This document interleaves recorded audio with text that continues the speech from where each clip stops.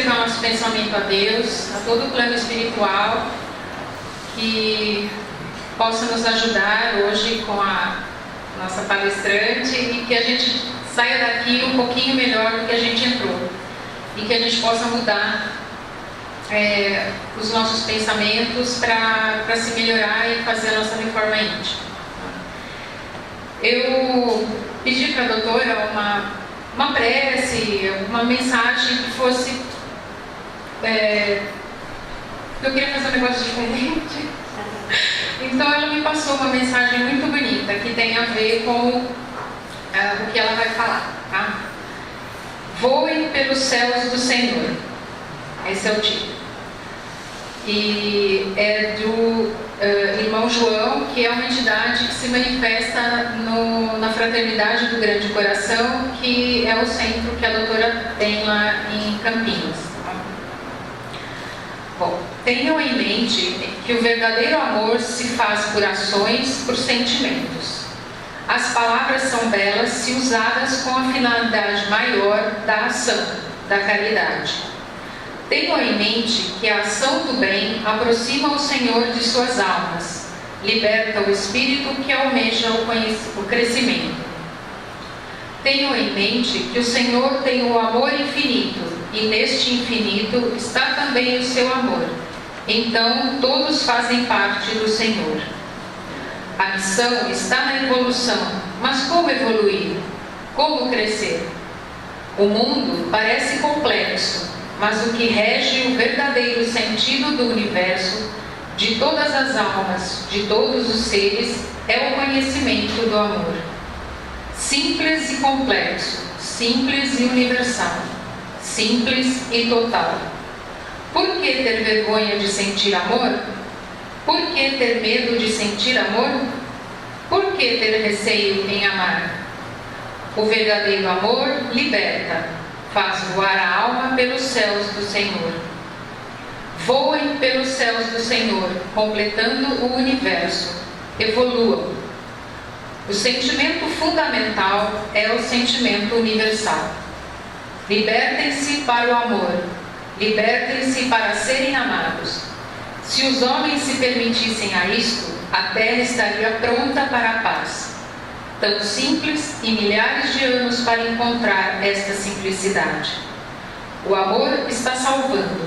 Salvem seus corações, amem a todos como a si mesmo. Salve meu Senhor. Assim seja. Bom, então vamos falar um pouquinho da doutora Teodora. Maria Teodora Ribeiro Guimarães nasceu e criou-se na cidade de São Paulo, numa família espírita, onde o assunto reencarnação era corriqueiro, assim como o contato com os espíritos amigos. Cursou medicina e fez residência médica em psiquiatria, além de especializar-se em análise transacional. Estudou terapia de vida passada por 2 anos na Association for Past Life Research and Therapy, Califórnia, Estados Unidos. Na volta, fundou a Sociedade Brasileira de Terapia de Vida Passada, instituição que tornou-se referência no assunto quando reescreveu totalmente os conceitos e técnicas aprendidos sobre essa terapia, já que os americanos e europeus não contemplavam a possibilidade de existirem presenças do passado e tampouco a necessidade de reforma íntima.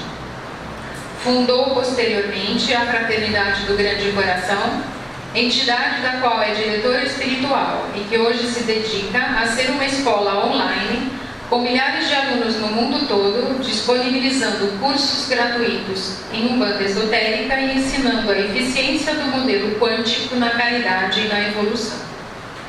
Universalista, é autora de 10 livros, dentre eles Terapia de Vida Passada, uma abordagem profunda do inconsciente, do volume 1 da obra Curso de Formação de Terapeutas, do livro Viajantes, Histórias que o Tempo Conta, da obra Tempo de Amar, a Trajetória de uma Alma, do livro Egito Eterno, O Legado dos Deuses, e lançando hoje aqui com a gente uma trilogia de bolso, Os Filhos das Estrelas.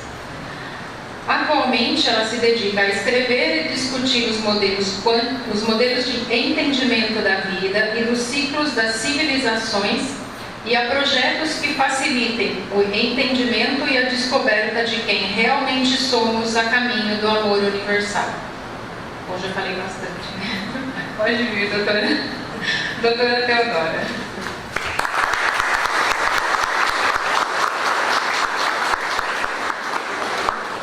Boa tarde a todos.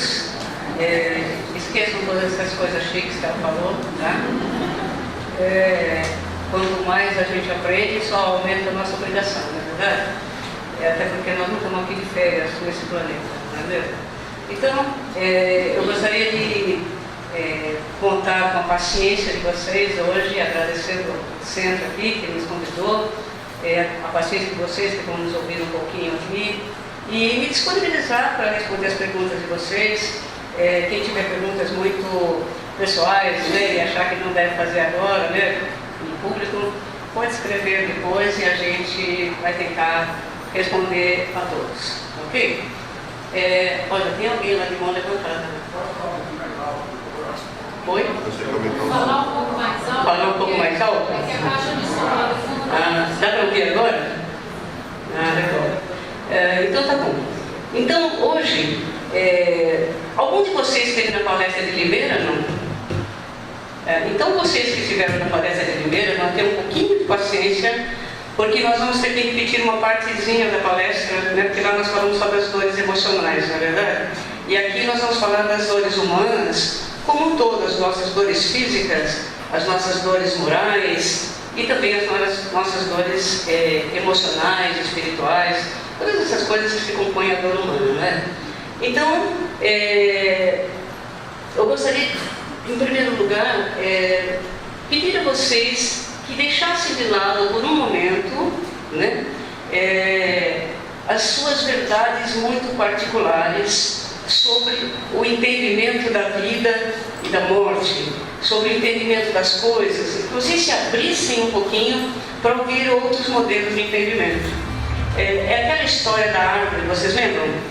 Nós vamos para uma floresta, a gente abraça muito a nossa árvore e a gente esquece de ver as outras árvores que estão em volta da gente, não é mesmo? De repente aquela nossa árvore nos assombra, mas na árvore lá do vizinho tem um fruto muito bom que pode nos sustentar, pode nos alimentar. Na outra árvore existem flores, mas nós temos essa tendência a nos agarrarmos muito à nossa árvore e desqualificarmos um pouco o que os outros estão falando. Então, hoje eu peço que vocês, por um instante, né, abram um pouco as suas mentes e os seus corações para vocês ouvirem algumas coisas um pouquinho diferentes. Não fiquem zangados comigo, né? Eu sei como é que é isso, tá? Vamos lá, pastor. Então, para a gente começar, eu vou te virar as costas do senhor de vez em quando, não faz mal não, né? Então, tá bom. É porque eu não paro, né? Vou para lá, vou para cá, vou para lá, para cá.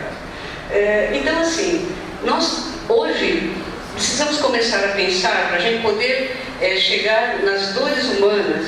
O nosso enfoque hoje todo aqui é nós descobrirmos como vamos fazer para curar as nossas dores. É por isso que todo mundo está aqui, né? Quando fala em curar dor humana, todo mundo fala, opa, é comigo mesmo, porque todo mundo tem uma dor, não é verdade?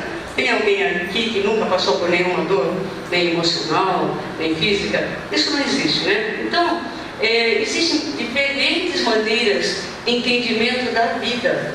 E cada um desses entendimentos mostra uma verdade particular. Isso depende do quê?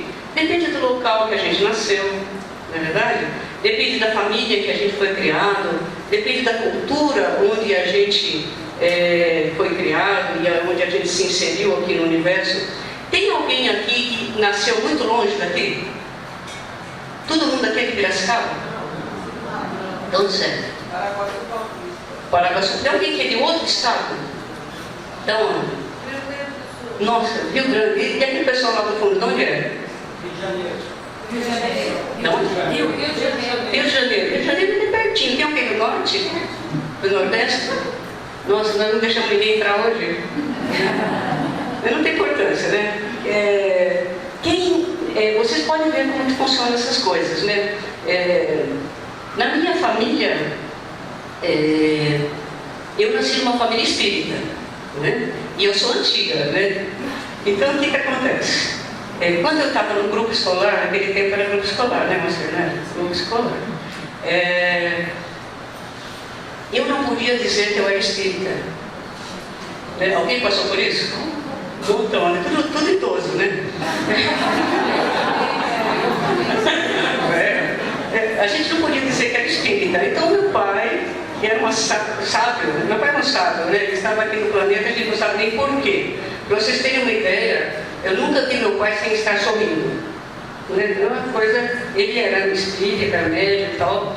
E ele chegou para mim e falou para mim, então assim, uai, fala que você é católica. Né? Porque na escola, naquele tempo, tinha aula de religião.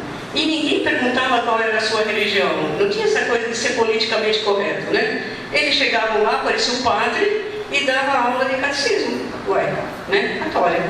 Então, se eu falasse que era espírita, como eu cheguei a falar, eles me olhavam como se eu fosse, né? É que não tinha que ter naquela época, né? Mas provavelmente sei lá, quem é você? O que você está falando, né? Então, porque naquele tempo, ser católico era chique, né? Isso fazia parte dos bons costumes da sociedade e tal. E a vida evoluiu até que eu segui a minha vida e tal, me formei em terapeuta de vida passada e tal. E aí, conforme a gente atendeu milhares e milhares de pessoas, né? A gente começou a perceber o quê? Que de repente houve uma mudança, que começou a ser chique, começou a ser culto e ser espírita. Vocês repararam isso? Né? E que os espíritas, às vezes, eles se acham, né? E a gente até olha para os outros assim, aquele cara não acredita. Não acredita em reencarnação, imagina, né? Não sou esse cara, né? Então, e agora estão surgindo um modelo quântico, não é verdade? E daqui a pouco nós precisamos tomar cuidado para não deixar transformar o modelo quântico num negócio chique. Está todo mundo falando de quântico, todo tipo de bobagem a respeito disso. Né? Então nós precisamos ficar, quando a gente fala das verdades particulares, não existe uma religião melhor que a outra. Existe? Não existe. Então, o que precisa ficar claro para a gente é que existem modelos de entendimento da vida. E o que é um modelo de entendimento da vida? É aquele jeito de entender a vida que serve para um determinado número de pessoas durante um determinado tempo da vida deles. Não é verdade? E não significa absolutamente que nada que eu vou dizer aqui é melhor do que outras coisas, e não significa que nada que eu vou dizer aqui seja verdade. Então, nós começamos colocando assim, uma pedrinha na sopa de todo mundo, né? Quer dizer, nós trabalhamos durante a nossa vida com a verdade da nossa árvore. E isso é um perigo. Então, nós trabalhamos sempre com meias verdades. Você contou um monte de coisa, né? Sua. E tudo que falaram para você era tudo uma meia verdade. Então, a gente está sempre ouvindo meias verdades, não só na religião, mas na vida. Cada um com seu sistema de crenças, passando para os outros aquilo que é bom para si mesmo. Ninguém para perguntar se aquilo é bom para o outro também. Né? É uma coisa interessante. Então nós temos duas visões da vida. Uma visão não reencarnacionista, usando os modelos religiosos que nos interessam.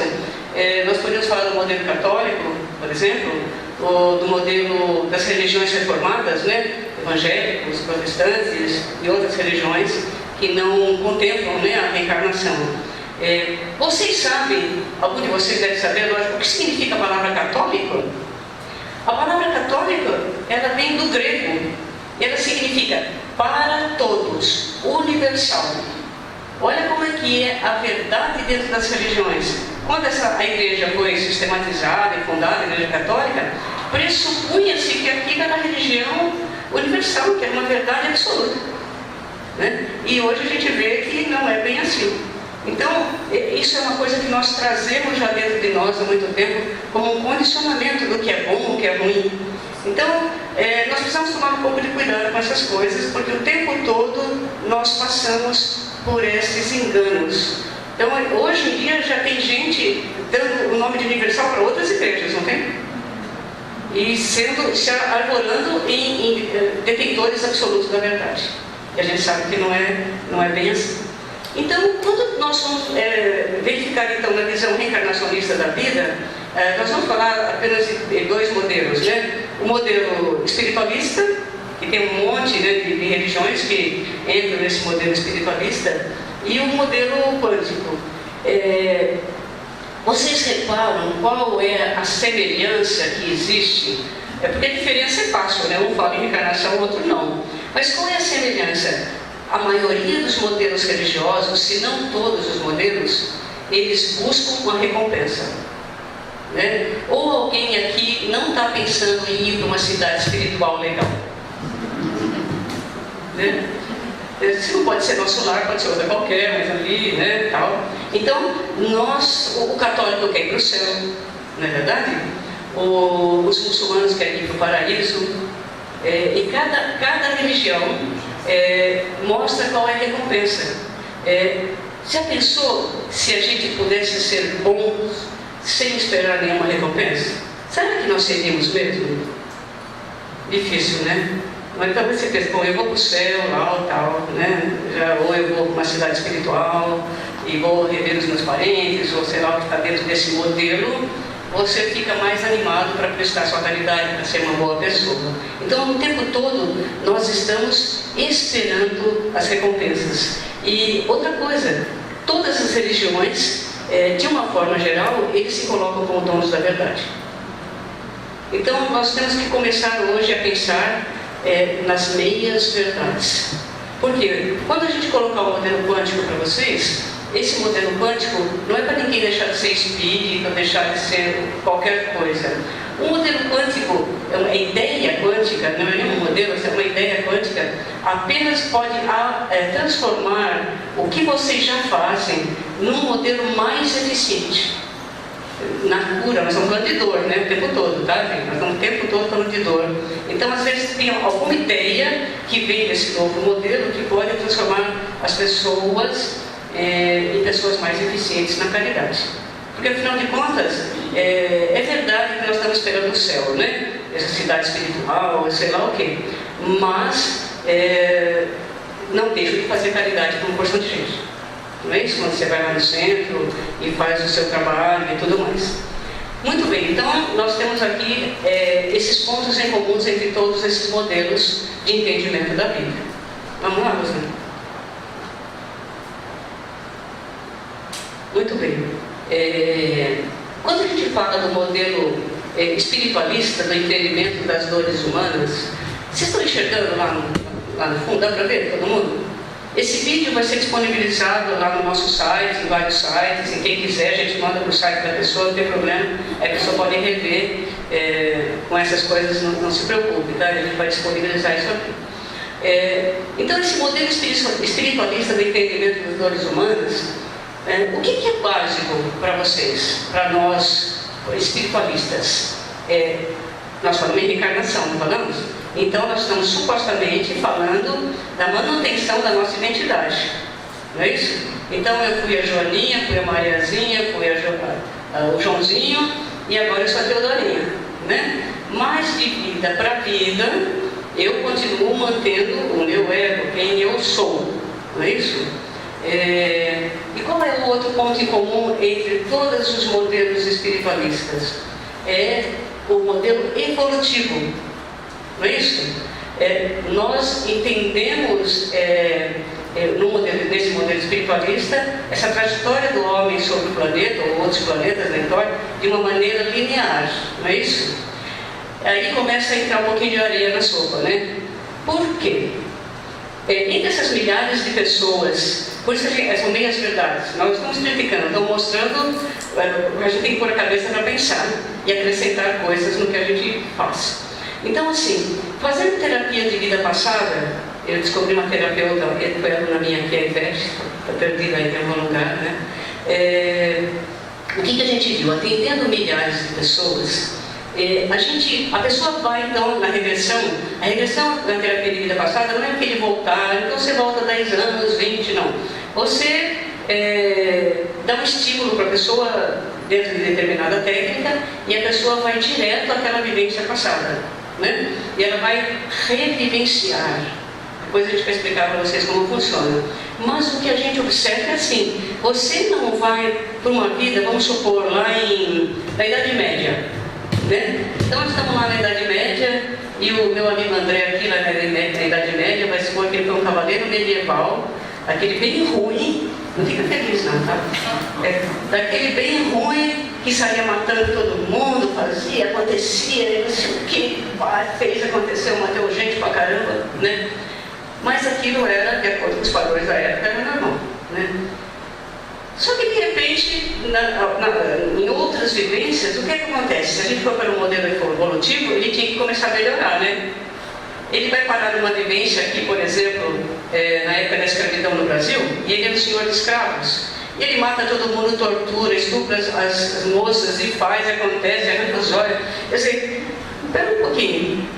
O que é que está acontecendo com esse modelo evolutivo, né? Então o que a gente via é que a coisa ia acima, na verdade, né? Que não existe essa coisa linear como a gente imagina. Na própria teosofia, não sei se alguém já viu algum modelo teosófico, falam da evolução das raças, né? Que essa evolução se dá dentro de determinada raça. Nós falamos de raças, são assim, nós enquanto humanidades passamos por várias raças. Então nós tivemos as raças lemurianas, as raças atlantes, e viemos com várias raças, até que hoje nós somos toltecas, não é isso? Nós estamos nessa raça, e cada raça dura milhares de anos, 200 mil, 250 mil, 500 mil anos ou mais, cada raça. Às vezes 1 milhão de anos, né? Então, nesse período é que existem essas variações. Tá? Então, não é assim, então, desde o princípio, essa linha, né? Nós vamos subindo e descendo na nossa evolução. Então, o modelo espiritualista contempla a evolução, de qualquer maneira, né? Então, nós estamos falando da hipótese da reencarnação. Muito bem. Dentro da hipótese da reencarnação, como é que nós vamos fazer para curar as nossas dores? Não é isso? Então, em primeiro lugar, nós projetamos 4 passos. Tá? O primeiro passo é que nós temos que saber qual é a nossa dor. A Ivete está aí, que não me deixa mentir sozinha, mas a história é assim.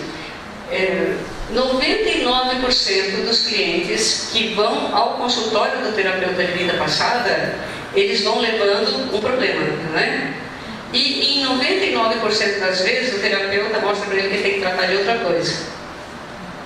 Sabe como é que é? Por quê? Porque nós não temos noção do que realmente está causando aquela dor.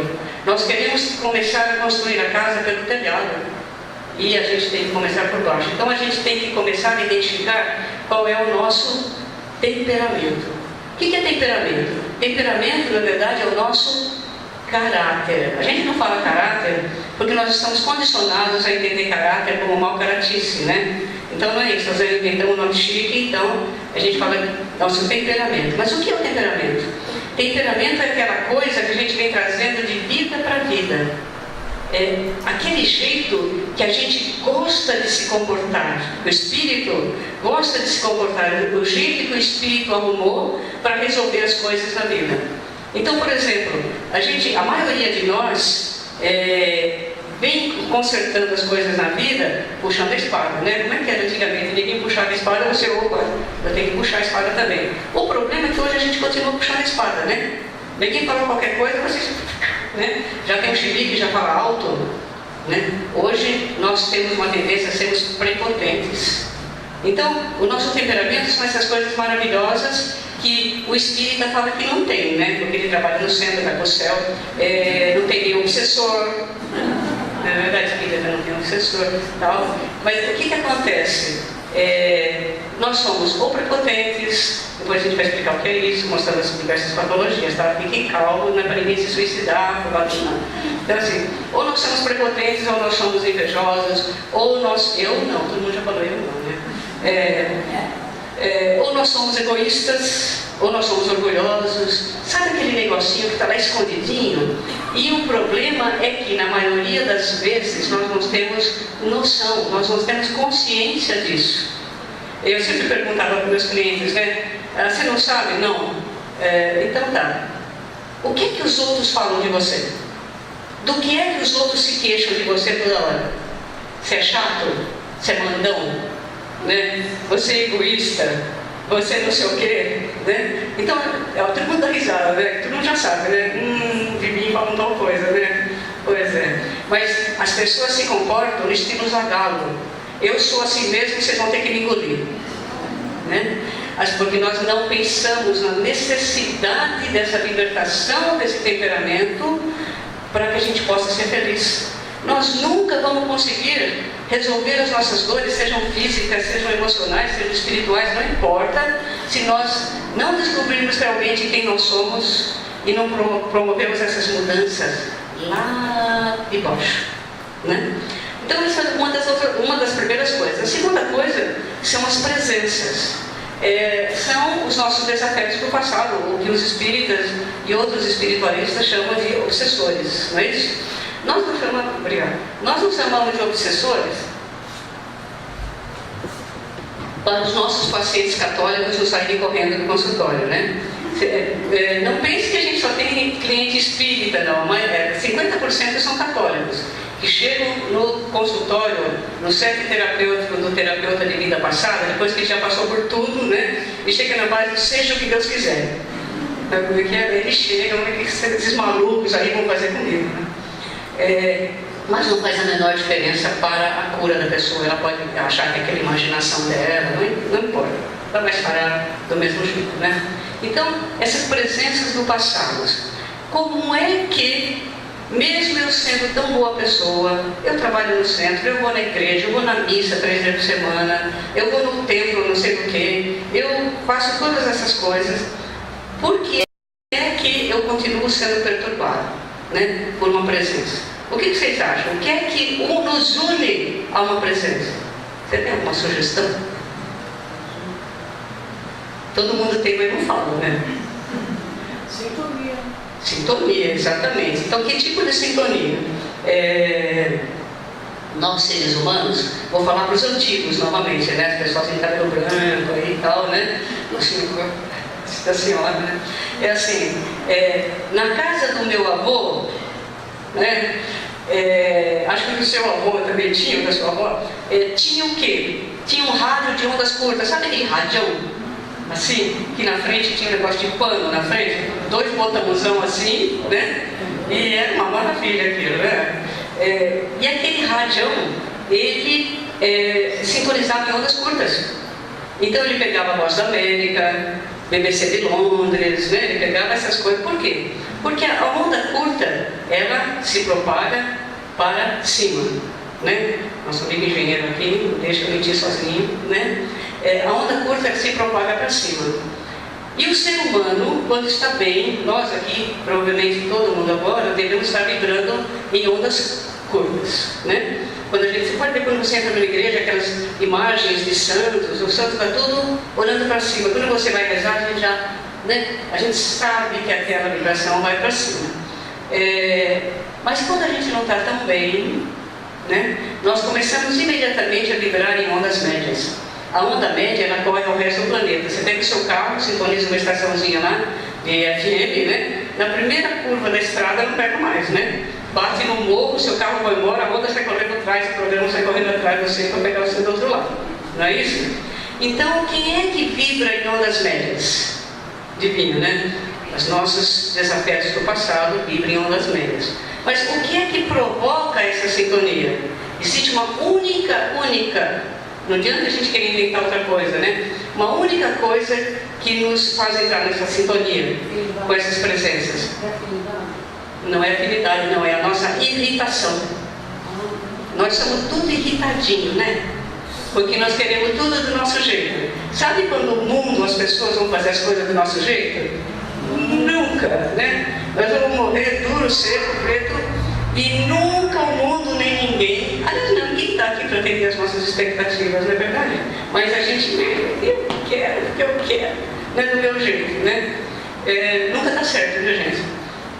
Então, acontece isso. Quando você cai em ondas médias, é uma festa, né? Está todo mundo lá embaixo, não, é minha, não, peraí, né? Aquele empurra, né? Todo mundo querendo pegar você lá embaixo, não é verdade? Então, como sair de lá?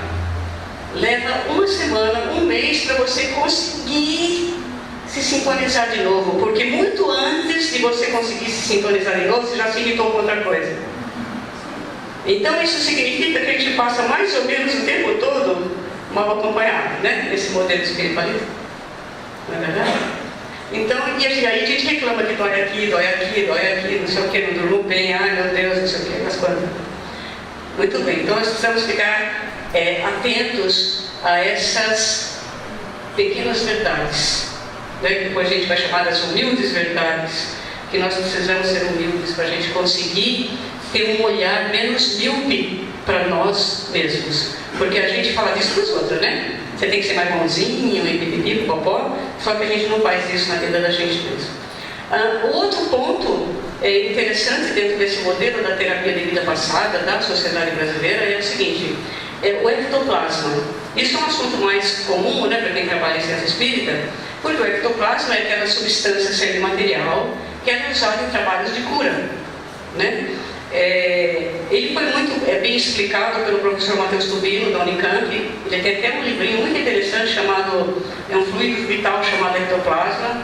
Hoje nós trouxemos um livro de um companheiro nosso, o Dr. Luciano Munari, ele também fala bastante do ectoplasma. O que é o ectoplasma? Essa substância semimaterial que ela está por toda a natureza, né? Ela está por toda a natureza. Então isso significa o quê? Que o tempo todo nós estamos comendo ectoplasma junto com a nossa alimentação, não é isso? E tem alguns alimentos que são especialmente carregados de ectoplasma, os alimentos que contêm carboidrato. E só que o que acontece? O grande problema é que quem tem mediunidade de cura, que é aquele que vai usar o ectoplasma, ele vai acumular esse ectoplasma. Por quê? O ectoplasma ele entra com a alimentação e ele sai por todos os poros, porque ele não pertence ao nosso mundo, né? Ele não vai ser digerido, ele não vai ser excretado, ele não vai ser metabolizado, ele não vai nada. Ele tem que sair por todos os poros, por todos os orifícios. Eu estou falando aqui, está saindo pela boca, sai pelos ouvidos, ele sai pela respiração, por todo lado. Então, o que acontece? Aquele que tem mediunidade de cura, e ele nem sabe, não precisa nem saber, né? Ele vai acumular, ele vai guardar um pouquinho desse ectoplasma. Ele não vai eliminar como todo mundo. O problema é que a maioria das pessoas tem mediunidade de cura e não sabem, né? E esse ectoplasma, então, vai ficar acumulado aqui nessa região. Quando ele se acumula nessa região aqui do abdômen, ele causa alguns sintomas. Alguns de vocês já tiveram a impressão que de um dia para o outro a barriga estufa? Não consegue abotoar a calça, né? Ai, que horror, né? Sente sintomas como gases, ou diarreia, ou constipação intestinal, dor nas costas, né? Então toda essa região aqui, ela fica como cheia de ectoplasma, e a pessoa não sabe por quê e continua com aquele desconforto abdominal. E aí temos as nossas presenças do passado, né? Então, por conta do nosso temperamento, a gente encontra as presenças do passado. E as presenças do passado nos encontram, né? Ou nós nos encontramos. Então, você imagina, esse ectoplasma está por toda a natureza. Vocês já ouviram falar, é lógico, daquela efeitos físicos, né? Então, como é que acontece o efeito físico? Essa presença, esse desafeto, ele vai lá na natureza e ele, como se ele enfiasse aquela mãozinha na natureza, isso é grosso modo, tá, gente? Só é uma coisa didática, tá? Ele enfia aquela mãozinha na natureza e ele sai ali vestidinho com uma luvinha de ectoplasma. Vestidinho com aquela luvinha, ele é capaz de chegar aqui, dar uma batida, ele é capaz de ligar um ventilador, ele é capaz de ligar e desligar uma lâmpada. Espero que não desligue agora, vai sair todo mundo correndo, né? Ele é capaz de atirar uma pedra, ele Ele é capaz de fazer todas essas coisas para nos perturbar, que a gente ouve isso em livro, lê toda hora. Mas para que o meu, que isso dá um trabalho danado para ele, não é assim nem 2 palitos também não, né? Mas por que o meu obsessor, ou essa presença do passado, ele vai ficar se dando ao trabalho de fazer tudo isso para me assustar? Se tem um monte de ectoplasma aqui guardado, né? Então vocês imaginam a seguinte cena. É como se fosse um barrilzinho cheio de ectoplasma sobre alta pressão. O neguinho vai lá, enfia uma mão ali naquele barrilzinho e empurra aquilo para cima. Quando ele empurra aquilo para cima, bate no peito, daquela sensação de aperto no peito. Vocês já tiveram isso? Aquele aperto no peito, batedeira no coração. Se ele continua empurrando daquela impressão do nó na garganta, já tiveram isso, aquelas que não sobe, que não desce, né? Se ele continua empurrando, ele se acumula nos seios da face, está rindo, né? Se ele se acumula nos seios da face, e ele tem sintomas de sinusite, rinite. Se ele continua empurrando, ele se acumula então no labirinto, e a gente tem aquele famoso e popular labirintite que ninguém cura, né? Porque ele empurra, bate no labirinto, a pessoa gira. Ele se acumula nos músculos e da famosa e popular, recentemente lançada fibromialgia. Essa bobagem, né? Que a medicina não é capaz de curar, porque desqualifica esse outro lado aqui. Ele se acumula no líquido sinovial que une as nossas articulações, né? Então ele causa artrites, artroses, tudo que você imaginar que tem um it, labirintite, rinite, sinusite, artrite, tem o ectoplasma acumulado naquele lugar, né? Ele vai passar. A gente só precisa voltar aqui atrás, ó, controlar o nosso temperamento, né? Facinho, né? Mas primeiro nós precisamos identificar esse temperamento antes. Então, aí, se a gente continuar então andando no nosso trajeto de cura aqui para a reprogramação, a gente vai chegar na reprogramação. O que é a reprogramação? A reprogramação é aquele entendimento no modelo encarnacionista de que a gente vem dentro de um programa de vida para vida, que é inclusive o que causa lá o nosso temperamento, né? E que nós precisamos agora reprogramá-lo. Quer dizer, até então eu fui assim, eu fui chato, eu fui egoísta, eu fui prepotente, eu fui orgulhoso, eu fui isso, foi aquilo, foi aquilo outro, mas daqui para frente eu vou deixar de ser. Porque a gente sempre fala, embora os terapeutas de vida passada, meus alunos fiquem muito bravos, né? Eu sempre falo assim, não é preciso que ninguém faça regressão de memória, terapia de vida passada, para imaginar o que foi na vida passada, não é? Né? É só ter um pouquinho de bom senso e tentar falar, ai meu Deus, né? Se vocês souberem quantos eu matei, vocês nem estavam aqui, né? Então, é uma coisa interessante, nós sabemos, nós intuímos, nós sabemos as bobagens que nós fizemos lá atrás, não é mesmo? Então, esse é o nosso modelo espiritualista, dentro dessa visão reencarnacionista, né? Que a gente vem trazendo de vida para vida, de vida para vida. Então vamos um pouquinho mais para frente, vamos ver agora, você falou aí, o modelo quântico, né? Do entendimento. Como é que esse modelo quântico pode nos ajudar a resolver esse problema? Depois nós vamos ver as patologia por patologia, se vocês tiverem paciência, tá? Para aí poder dar uma luz para todo mundo. No modelo quântico, a grande diferença é que não existe a preocupação da manutenção da sua personalidade, do seu ego. Não importa quem você foi, não importa quem você vai ser, entendeu? Importa o que você está fazendo agora, né? Então, não existe preocupação com a evolução. Não faz diferença, eu estou aqui inserido no universo, né? Então eu estou aqui para trabalhar. Então é preciso, é difícil, né? A gente conseguir abrir mão de querer a recompensa do céu e a gente trabalhar apenas por amor, né? Mas por que a gente vai fazer isso? Porque nós somos bonzinhos? Não, também. É porque a preocupação é com o serviço. É uma coisa como se fosse assim, a sua dor é a minha dor. A dor daquele povo que está morrendo lá na Síria é a minha dor. A dor daquela floresta que está queimando é a minha dor. A dor daqueles peixes que estão morrendo lá por causa da poluição dos rios é a minha dor.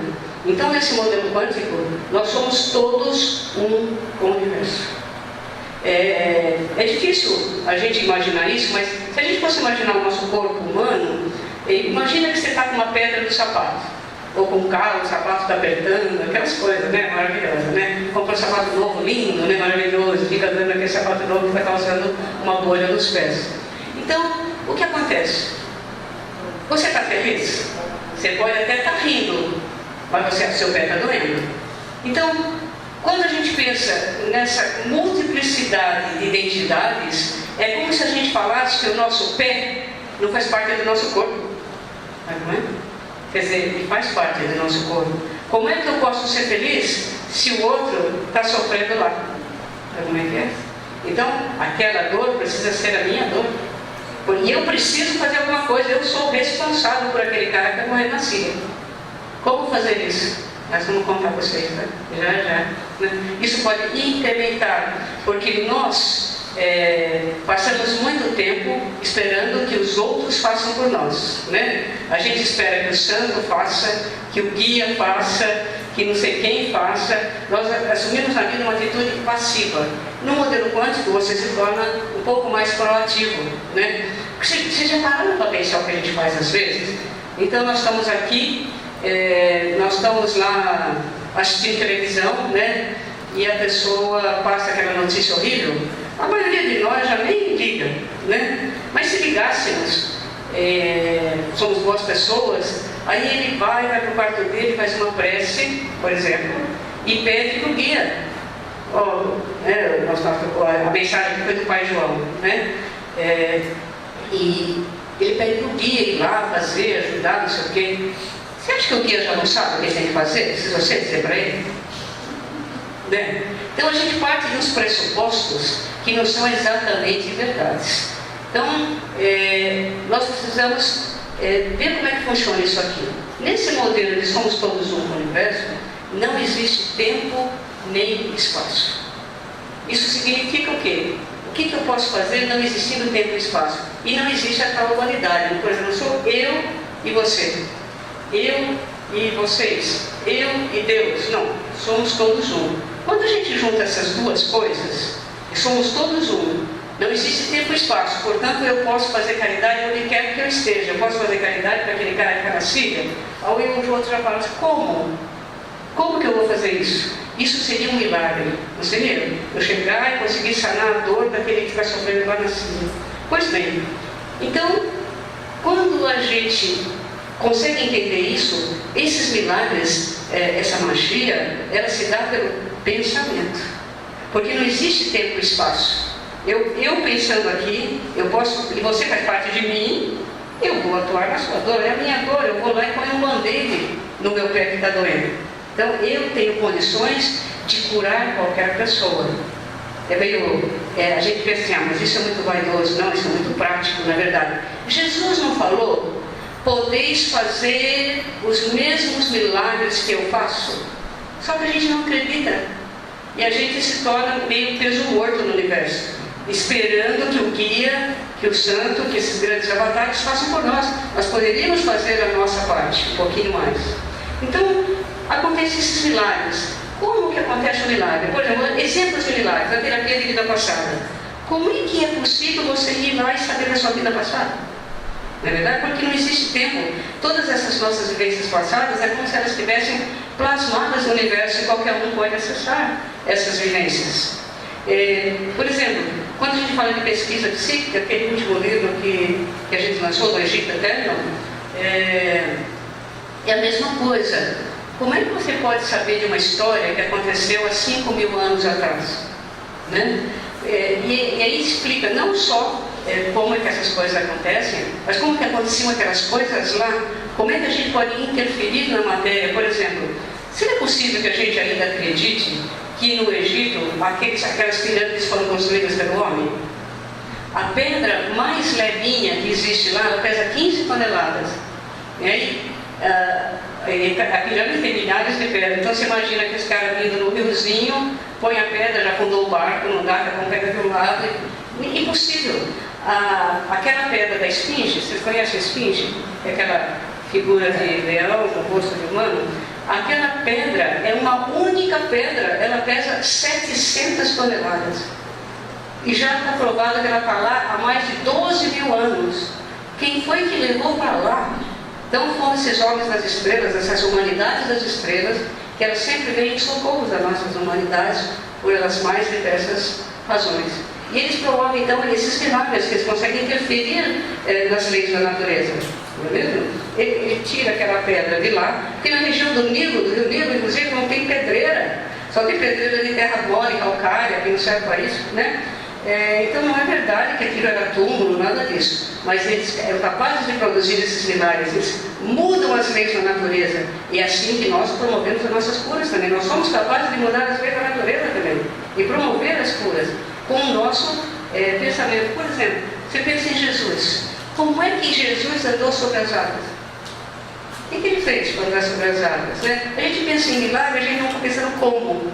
É a mesma coisa, ele interfere nas leis da natureza e momentaneamente aquela água passa a ser sólida e ele caminha sobre as águas. Né? E nós podemos fazer as mesmas coisas, mas a gente não acredita. Né? E as curas, então, essas curas com ectoplasma, essas curas com disponibilização, como é que a gente pode fazer isso? Então você perguntou lá, mas lá na Síria, aquele pessoal está morrendo, aquela epidemia de ebola que teve lá no Iêmen, não sei aonde mais, gente matando gente em tudo quanto é lugar, terremoto, cataclismos de todos os tipos, como é que eu posso ajudar? Então é muito simples, na verdade. Primeiro você precisa prestar mais atenção no que está acontecendo no mundo. Vocês repararam que a gente quase não presta atenção? A gente só presta atenção no nosso pequeno mundo, e também em volta do nosso umbigo, da nossa família, né? Agora, no que está acontecendo no mundo, a gente está vendo a notícia antes da novela, né? E geralmente a gente fala, não para logo de passar essas desgraças, quer ver a novela? Né? A gente não para um minuto para ver o que é que nós podemos fazer, como nós podemos interferir e melhorar a vida daqueles. Não são nem nossos irmãos, hein? São partes de nós nesse modelo aqui. Então, o que você pode fazer? Você pode, então, fazer um diagnóstico. Então, vamos imaginar uma pessoa que está num terremoto, e ela está, por exemplo, presa lá nos escombros daquele lugar, e a família está desesperada. É só a gente imaginar o que é que essas pessoas precisam. O que vocês acham que uma pessoa que é uma mãe, né, as pessoas que são mãe aqui, e tem o seu filho lá preso, o que essa pessoa precisa? Ela precisa de resignação, esperança? Aquele que está preso lá precisa de força? Esses que estão matando todo mundo, por exemplo, nós não precisamos disponibilizar só para os bons, né? Esse pessoal do Estado Islâmico, o que eles precisam? Eles precisam de generosidade? Eles precisam de sabedoria? E por que é que nós não mandamos para eles? Olha o que está acontecendo no nosso país. Todo mundo vai na rua gritar, xingar, e ninguém para disponibilizar sabedoria para aquela gente que está lá em Brasília. Não é verdade? Nós só reclamamos e nós só pioramos o problema, na verdade, com as nossas raivas, com aquelas nossas irritações particulares. Então, como que você faz para disponibilizar, por exemplo, generosidade para um soldado ou para aqueles soldados? Tudo bem? O que a gente faz para disponibilizar, por exemplo, generosidade para um soldado lá do Estado Islâmico? Nós precisamos, como ainda quem não tem prática de fazer isso, você tem que usar um trampolim. Como é a pessoa, viva ou morta, ou santo, ou guia, que vocês imaginam? Alguém tem a ideia de alguém que representa essa figura da generosidade? Quem seria você? Madre Maria Teresa de Calcutá. Quem mais? Quem? Jesus. Quando a gente não sabe mais o que falar, manda Jesus que resolve tudo, né? Então assim, mas nós conhecemos guias extraordinários, nós conhecemos pessoas extraordinárias. Quando você pensa, por exemplo, na Madre Maria Teresa de Calcutá, ela teve uma vida de extrema generosidade, não foi? Ela se dedicou a vida inteira para curar aqueles leprosos na Índia. Se você for para a Índia hoje, a Índia é um lugar muito precário, socialmente falando. Ela foi lá 50 anos atrás e ficou lá no meio daquilo tudo, deu a vida para aquele povo todo. Porque generosidade maior que essa é difícil encontrar. Quando você se toma dessa generosidade, ao lembrar desse ser, você é capaz então, com o seu pensamento, impulsionar o seu pensamento para aquele lado. Mas sabe qual é o problema? Você nunca sabe se ele vai receber ou não, né? E o nosso problema aqui, nós espíritas, umbandistas, espiritualistas, cartesianos, todo mundo que atende o público assim, nós gostamos de ver o resultado, né? É tão legal, né? A gente dá o passe no fulano hoje, né? Semana que vem ele chega e fala assim: eu podia tomar passe com o Robertinho? O passe dele é tão bom. A gente fala, né? Meu passe é o máximo, né? Até parece, né? O passe é diferente de um para o outro, não é verdade? Então, mas o que foi que Jesus falou também? Nós temos esquecido, né? Não deixa a sua mão esquerda saber que a sua mão direita fez. Então, qual é a diferença de você saber se a caridade que você está prestando morreu? Esse aqui morreu, voltou. Então, assim, qual é a diferença da gente saber se surtiu o resultado ou não? Sabe por que não interessa? Vamos imaginar que você é causado, ele é alcoólatra. Vai de conta, eu sei, mas não, tá bem. Mas vai de conta que ele é alcoólatra. E ele é um chato, né? Ele quebra as coisas em casa, aquelas coisas que todo mundo que teve um alcoólatra na família, ou drogado, sabe que ele abarca a família inteira, né, dentro do seu problema. Então, ela então sabe disso tudo, ela fazia, vou disponibilizar para ele, vou disponibilizar sabedoria, eu vou disponibilizar bom senso, eu vou disponibilizar um monte de coisa, eu vou disponibilizar generosidade também, porque geralmente o alcoólatra é um egoísta, né? Ele só pensa nele, a família que se exploda, né? O drogado também. Então, eu vou disponibilizar generosidade e fica semana após semana. Depois da 50ª semana, você chega lá para brigar comigo. Pô, mas você falou que ia melhorar, blá, blá, blá, blá. Ele não melhorou nada. Ele não melhorou nada. Mas um belo dia, enquanto você disponibilizava, tem um marido que fazia as mesmas coisas lá no Kurdistão. Ele acorda de manhã e ele fala assim: nossa, o que eu estou fazendo com a minha esposa? O que eu estou fazendo com os meus filhos? Nossa, eu nunca mais vou beber. Por quê? Quando você fala que não existe tempo e espaço, toda a caridade que você faz para alguém, toda a disponibilização, ela vai para o espaço. E é mais ou menos assim: pega quem puder. Quem estiver disponível para receber, vai receber e vai se modificar. Entendeu? Sem que a gente saiba, né? Então, nós nos tornamos mais eficientes para interferir no universo, para realmente ajudar as pessoas, fazer mais caridade, realmente. Mas temos que tirar de nós essa vontade, esse desejo que a gente vê e que a gente vê o resultado, né? De saber que o nosso passe é maravilhoso, né? Então, pode ser que ele não estivesse disposto a receber. Ele não é obrigado a receber a caridade que você quer mandar, mas pode ser que alguém vá e receba. Então, funciona mais ou menos dessa forma. Os milagres, as curas do dia a dia, nós passamos pela rua quando você já tem prática, disponibilizando para todo mundo. Então, por exemplo, eu sou cachorreira, né? Eu sempre recolhi muito cachorro da rua, fiz acontecer. Então, se eu estou guiando, é que hoje eu já estou velhinha, já não dá para fazer isso mais, né? Eu só tenho 4 em casa hoje, né? Mas o que aconteceu?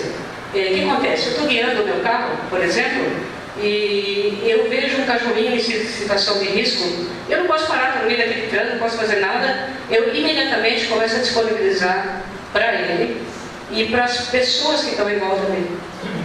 Não é? E eu não posso ver o resultado, mas muitas vezes você vem a saber o que aconteceu depois. Então, você pega, quando você ouve a notícia pela televisão, imediatamente você já está mandando a resposta, porque não é pela multiplicidade de palavras, é aquela sua intenção que você está mandando de volta. Então, o X da questão é você realmente pensar no que é que o outro está precisando, porque geralmente a gente pensa no que eu estou precisando, não é não? Porque se preocupa muito com a gente mesmo. Então vamos lá. Então, afinal de contas, o que é a dor humana, né? Por que nós sofremos? Será que isso é nosso karma? Vamos ver. Então vamos lá, Rosana, passa para nós, por favor. Nós levantamos algumas hipóteses, né? Então, a dor, ela serve como um lembrete? Pode ser, não pode? Quer dizer, nós carregamos no passado muitas partes mal resolvidas dentro de nós mesmos.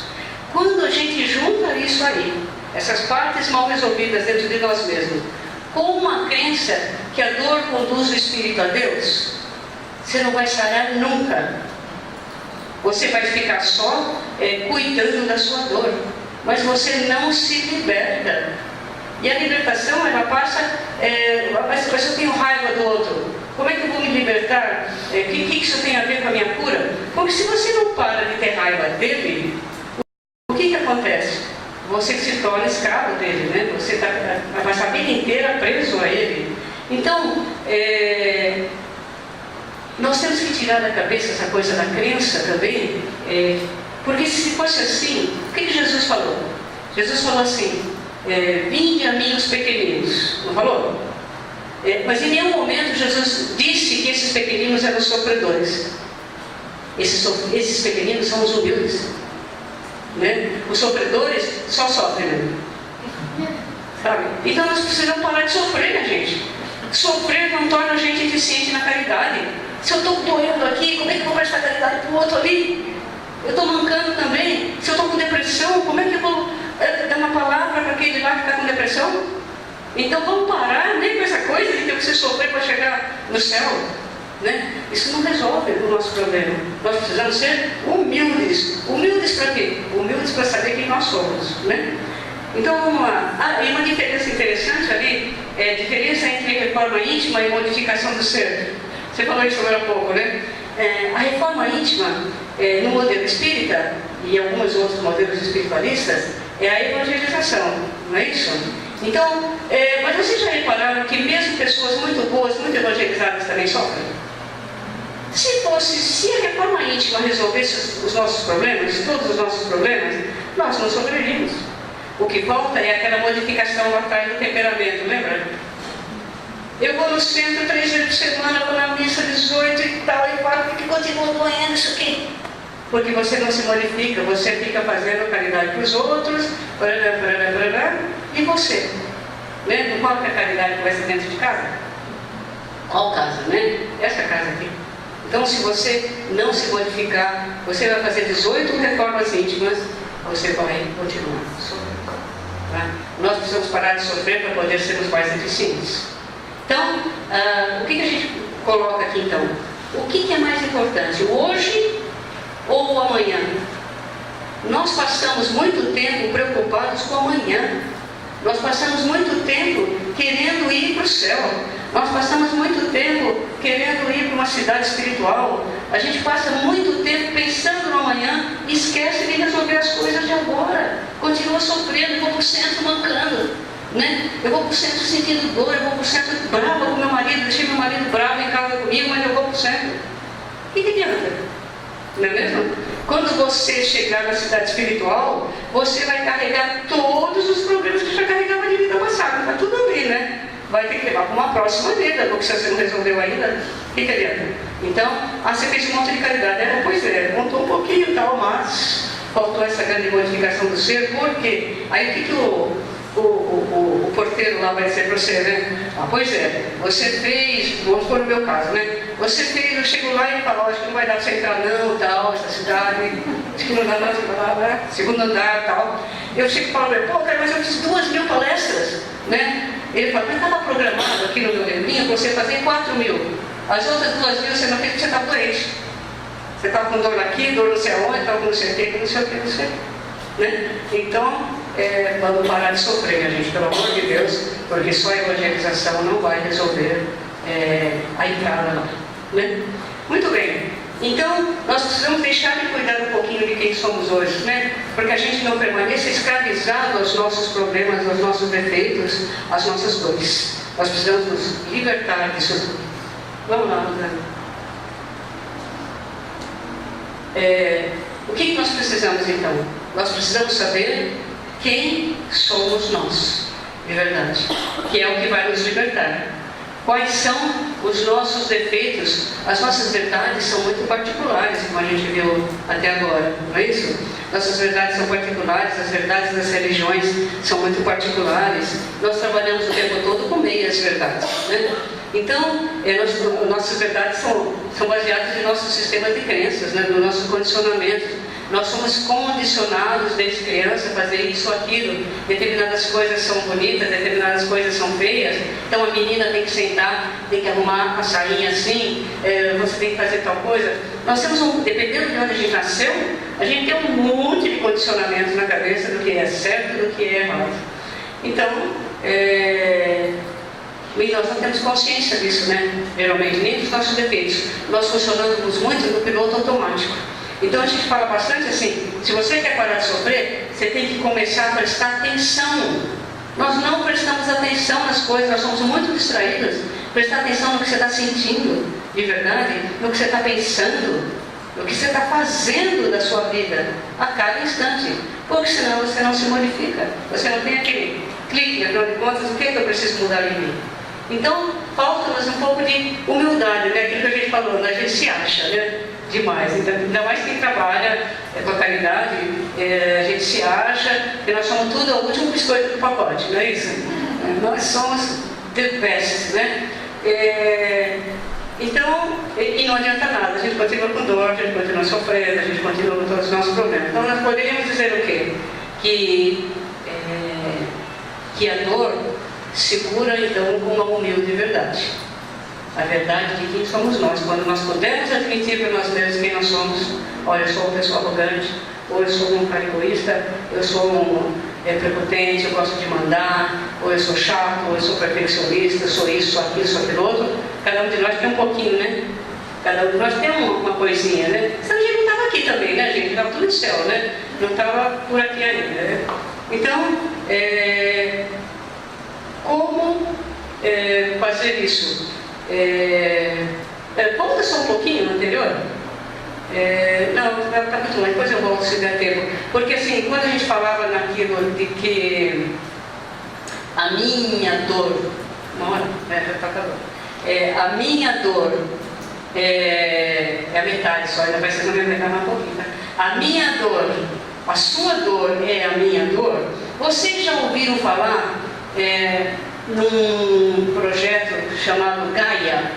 Alguém leu alguma coisa? O alerta final, Gaia, o alerta final, existe uma opção de coisa. Gaia é uma ideia, não é um lugar, as pessoas imaginam que seja a Terra, não, é uma ideia de que a biosfera da Terra é um organismo vivo, que reage aos nossos desmandos. Nós nunca se viu na Terra tantos terremotos, cataclismas, secas, inundações, o diabo 4 que a gente quiser, né? Quer dizer, muitas coisas aconteceram. Então, esse cara que inventou isso há muitos anos atrás, chama James Lovelock, os livros dele são fantásticos, e ele não é um cara qualquer, ele foi considerado um dos maiores 100 maiores pensadores do mundo, né? Ele é médico, ele é biofísico, ele é químico, professor da universidade, criou instrumentos para a NASA pesquisar a atmosfera de outros planetas. Então o cara realmente é um grande pensador, e ontem a gente descobriu uma outra pessoa falando da mesma coisa, a Terra como um ser vivo. Então, de quem é a responsabilidade pela manutenção do nosso planeta? Nossa, mas a gente não faz porque a gente acha que isso é responsabilidade do governo. A gente esquece que eu, a Terra, o universo, somos todos um. Então, é um pensamento difícil de assimilar, né? Mas ele é muito prático na cura, inclusive na nossa sobrevivência. Não é isso? Então, vamos lá. Nós gostaríamos de falar um pouquinho para vocês aqui, então, das doenças. Alguém conhece alguém que teve depressão aqui? Tem algum parente? Todo mundo, né? Então, então, qual é o que a gente chama, né, do temperamento? A gente chama de chip, né? De personalidade pré-mórbida, né? Qual é o temperamento do depressivo? Vocês vão ver que o depressivo está tudo menos triste. Falando de uma linguagem bem simples, assim, vocês já repararam que o depressivo chega uma hora que ele toma a paciência da gente? Porque ninguém mais aguenta aquele cara com o cara inteiro, né? E está sempre se queixando de alguma coisa, sabe, né? Então, por quê? Porque não é uma tristeza verdadeira. Vamos ver o que é de verdade? Então vamos lá. Qual é o traço de caráter, o temperamento? É a prepotência. O depressivo, ele é aquele fulano. Isso são os milhares de clientes, né? A gente foi fazendo um único quadro. um modelo. O depressivo, ele fica depressivo geralmente por quê? Porque ele quer tudo do jeito dele. Então, na medida que o mundo não atende as expectativas, ele faz então eu não brinco mais, tá? Ele vai para a cama chorar, né? E isso vai no crescente de dramaticidade, ele fala, então para, mundo cruel, que eu vou descer, né? E ele, eventualmente, acontece essas tragédias, ele se mata mesmo, né? Então, quais são os passos? Vamos passando lá. Então, o que a vida faz com uma pessoa que quer tudo do seu jeito? A vida nunca satisfaz os desejos, né? Não cumpre ordens, não adianta você querer que seja assim, porque a vida não vai atender, as pessoas não vão atender, né? Então, vamos lá. Quando a vida não satisfaz os nossos desejos, é como se aquele caráter, aquele temperamento, do jeito que ele gosta de ser, de vida para vida sendo daquele jeito, aquilo volta com grande força, mas ele tem aquela sensação de grande frustração, né? Subjugação, de frustração. Como é que vocês fazem isso comigo, né? E aí o que acontece? Da frustração para a irritação é um passo, né? Aí ele já está muito bravo, na verdade. E quando ele está bravo, lembra o que acontece? Os nossos desafetos falam, opa, né? Não façam nada contra mim, que eu seria uma excelente obsessora, né? Sei todos os caminhos, né, para pegar as pessoas, né? Então, o que acontece? Ele vai fazer bilu-bilu com as presenças, não vai? Ele cai, a frequência vibratória dele cai incrivelmente, e as presenças... Então, o que a presença faz? Ele tem mais frustração ainda, o que a presença faz? A presença passa para ele intuição negativa. Que tipo de intuição negativa? Ninguém me ajuda mesmo, não ter saída, sou uma vítima, sou um coitado. É ou não é? Todo mundo que já conviveu com depressivo sabe que ele é exatamente assim, né? E não adianta você apresentar soluções, porque não é a solução que ele quer um milagre, ele quer um pozinho de pirilim-pim, sem se modificar nada, né? Então ele chega no consultório queixando que ele tem depressão. Eu pergunto para ele se aquilo é de comer, né? Porque depressão é uma palavra que não significa nada, né? E quando você mostra para ele o que ele tem, ele fica muito bravo, geralmente, né?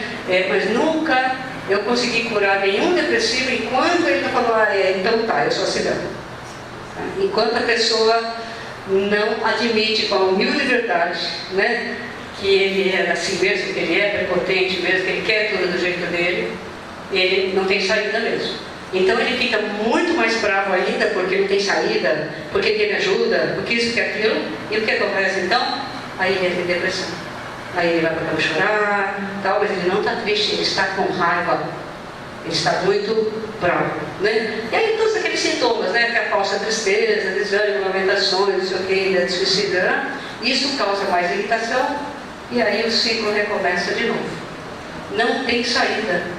Então, a gente pode se enxergar em cada momento, né? Porque isso, todas essas patologias, em maior ou menor grau, a gente pode ter passado por elas com nossas frustrações e outras coisas. Muito bem. Olha, não se preocupe que tudo isso vai estar disponibilizado, você vai poder ver, tá? Estudar, perguntar, né? Síndrome do pânico. Você conhece alguém que tem síndrome do pânico? Aquelas pessoas que... A síndrome do pânico é quando a pessoa sai para algum lugar ou vai a algum lugar e ela tem a impressão que ela vai morrer, né? Então ela se torna um prisioneiro da casa dela ou de determinados lugares onde ela se sente segura. E como é que funciona a síndrome do pânico? Qual é o traço de caráter? É o orgulho, né? É aquele cara que ele se acha, né? Então ele é orgulhoso e tal. E o que a vida faz com o orgulhoso? Nunca corresponde às expectativas da vida, não costuma achar que ele é o dono da cocada preta, né? Não costuma achar que ele é o último biscoito do pacote, etc. e tal. E aí volta o caráter. Sempre que a vida fala não, nós não vamos atender às suas expectativas, o caráter, aquele que está acostumado de vida para vida, volta com grande força e ele tem uma sensação de fracasso. Ele não tolera ser confrontado, ele tem grande frustração. E a frustração gera o quê? Trabalhar? Irritação. Todas as patologias nós vamos cair no mesmo lugar, gente. A gente vai cair na irritação, só muda a fantasia, tá? E aí, da irritação ele, né, bilu para as presenças de novo, as presenças vêm, só que aqui eles dão um tipo de intuição negativa diferente. Qual é aí tem a manipulação do ectoplasma, né? Se ele é médium de cura, por isso que ele tem a impressão que ele vai morrer. Quando ele está muito bravo, aquelas presenças manipulam aquele ectoplasma com grande força, dá aquela batedeira no coração, aí ele tem a impressão que ele vai morrer. E a psiquiatria tradicional não contempla a reencarnação ou as presenças, e ele fica tomando remédio o resto da vida, prisioneiro dentro da casa dele, sendo que tem a tendo aquela manipulação brutal de ectoplasma. E aí um monte de sintomas físicos, as intuições negativas, né? Eu vou morrer e não tem ninguém para me ajudar. Porque tem uma coisa interessante, as nossas presenças, isso é uma dica para vocês saberem o que vocês foram em vida passada. Assim, dependendo do tipo de sintoma que você tem, do tipo de intuição negativa que você tem, você pode imaginar a sua vida passada. Porque essas presenças, eles não inventam. Eles vão lá no arquivo, né? Legal, esse cara já morreu sem assistência, gente. Olha que beleza. Tá, vai lá e manipula que eu falo do cara. Né? No depressivo, ele vai lá no arquivinho, ninguém ajudou ele mesmo, tá vendo só? Né? Então, dependendo de quem, quando a gente percebe quem a gente dá esse salto e consegue ver a vida passada. Tá? E dependendo da intuição. Sabe aquela vozinha que nunca desliga dentro da cabeça? Aquela vozinha que nunca desliga? Isso aí é a pista da vida passada. Tá? Então, vou morrer sem assistência, ele tem medo, e daí causa muito constrangimento, passar mal todas as vezes na frente de todo mundo, e ter falta de ar, aquelas coisas nada toda, sempre muito constrangimento, sensação de impotência, e aí é uma festa, né? Tem uma depressão secundária, muita frustração, e aí mais irritação, e esse ciclo recomeça. Né? Muito bem, vamos ver mais um? Vamos. As sociopatias, isso provavelmente vocês tiveram algum conhecido, são os alcoólatras, são os drogados. Alguém tem um serial killer na família? Não. Se não tem, não é, mas é a mesma patologia, são sociopatas ou psicopatas, né? Só que dependendo do grau, da força que isso vem do passado, lá no temperamento, ele vai fazer maiores ou menores bobagens. Entendeu? Porque qual é o traço de caráter? É o egoísmo. Ele não se importa com o seu sofrimento. Ele não se importa com o sofrimento de ninguém. Ele só pensa exclusivamente nele mesmo. Ele vem de vida para vida pensando nele mesmo. Então, se alguém vai sofrer, se a mãe vai chorar porque vendeu aquela televisão que o pai levou o ano inteiro para pagar, ele pega a televisão, tira de casa e vende ali por R$100 na esquina para comprar droga. Não é verdade? E coisas muito piores. Todas essas maluquices, esses crimes que você ouve falar, por trás daquele bandido geralmente tem um sociopata, que é um egoísta. Tá? Então, o que a vida faz? A vida tenta impor regras. Não pode, aquilo não pode, você não pode fazer isso, não pode fazer aquilo. E o que acontece? Ele, como ele também tem inveja e ciúmes, ele sempre quer o que não é dele. Né? Por isso que o bandido rouba, por isso que o outro mata, por isso que a gente espera, né? As pessoas fazem todas essas bobagens. Ele está o tempo todo contrariando a sociedade, quebrando as regras, tentando estabelecer outras que o beneficiem, por causa do egoísmo. A vida dele gira em torno do umbigo dele. Tá? Então ele é um egoísta. E esse egoísmo a gente vê em muitas outras situações, muitas outras pessoas, patologias, né? No nível menor, muito pouquinho, mais pouquinho, mas é um componente muito difícil da nossa personalidade. Isso tudo causa muita frustração, porque a vida fala não, né? Ou prende o cara, ou acontece alguma coisa interna no hospital. Isso causa irritação. E sempre presenças que vão dar que tipo de intuição negativa? Ninguém manda em você.